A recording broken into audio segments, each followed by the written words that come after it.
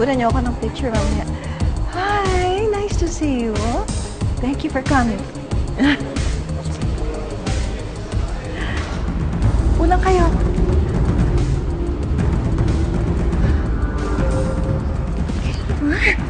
Ano bang ginagawa mo rito?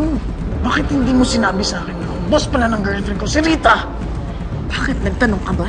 Hinayaan mo kung patayin ko ang kaibigan ng girlfriend ko. Tapos ngayon si Micah, pinag-iinitan mo na rin. Hindi ako may kagustuhan nun. Siya.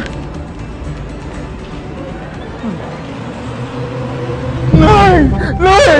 Nay! Ano? Ayun, Nay! Kilmer! Sukulog naman! Tako, Kilmer! Ang duwag-duwag mo. Hindi naman multo yung nakikita mo eh. Pirated copy lang yan ng pamangking ko si Rita. Pirated? Oo.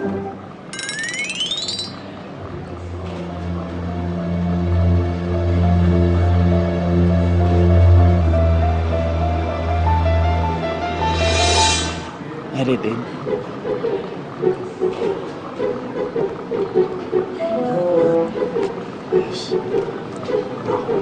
Sir, kailangan nyo talaga sumama sa akin security office. Uy, Chong, huwag naman. Hindi mo na ako yung pumasok. Yung mga bata yung pumasok eh. Pwede sir, sumama na kayo. Uy, huwag naman yan. Pag-usapin na lang natin, Chong.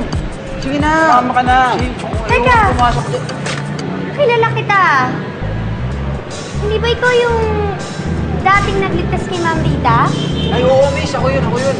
Eh, pumasok kayo sa yung mga bata kong kaibigan dun sa loob. Kailangan ko kasi kausapin si Ma'am Rita. Manong, papasukin mo kaibigan niya ni Ma'am Rita. Halika, sumunod ka sa akin.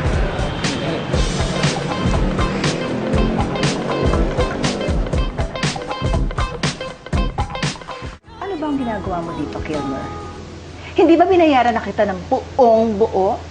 Di ko alam na ang pinapatay mo sa akin. Napakabuting tao. Tinulungan niya yung pamilya ng girlfriend ko eh. Hoy, ano ngayon?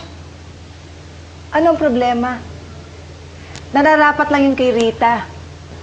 Para tuloy-tuloy na ang mga plano ko sa buhay. Wala nang hahadlang. Alam mo, nagsisisi ako na ginawa ko yun eh. Bakit mo pinagawa sa akin yun? Well, too late now. Dahil ikaw ang pumatay kay Rita Villion. Makakaalis ka na.